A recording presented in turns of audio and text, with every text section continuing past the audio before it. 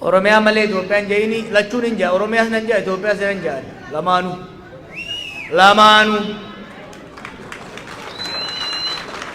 Oromiyaan tiyya Itoophiyaan teenya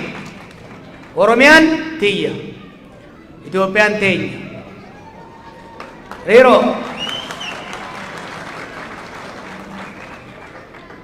Oromiyaan gara tokko hundee ittiin sodaatina it's not going anywhere Oromiyaa isinummaan irra wal nyaatanii jiisina malee amma booda wanni keessa deemu hin jiraatu. San hin sodaatina. Itoophiyaas yoo taate ummata miskiina nu daran cunqurfame nu daran dhumaa jiru jira bar. Ummanni gumuz rakkoo inni irra gahaa jiru.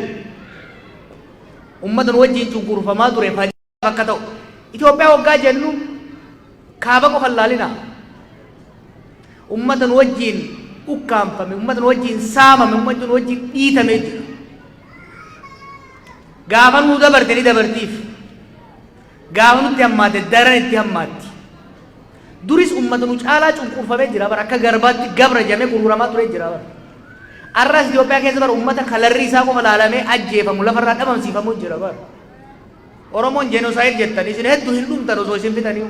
ummata bar shanyiin isaa lafarraa dhabamuudhaaf qarqara ga'ee jira Itoophiyaa keessa ummata san hin dhiibnu nu tokko kana we are obligation sabaaf sablammii nu bira jiru wajjin nu qofaaf osoo hin ta'in sabaaf sablammii saniifis qabsaa'uu qabna lammaffaa isaanii jechaa miti sadaqa miti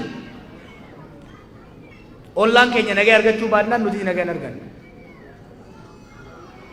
booranni bar Finfinnee kan dhufu kibba keessa dabreeti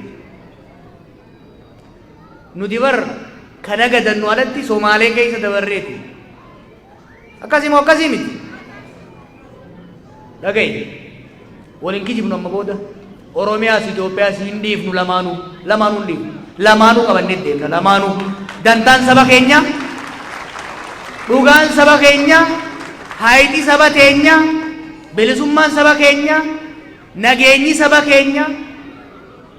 kara kanaan dhufa waa sadiif qabsoofne eenyummaa teenya Oromummaa biyya teenya tan nuti itti abbaa ka diinagdee isiit irratti hiyyummaa keessaa itti baanu mootummaa teenya tabii filanne sadeenu Oromummaa teenyas cimsuudhaaf wal jidduus nagaa argachuudhaaf biyya teenya irratti abbaa taanee nagadannee qotannee jiraachuudhaaf mootummaa dimokraataa qabaachuudhaafis Oromiyaan lamaan qaba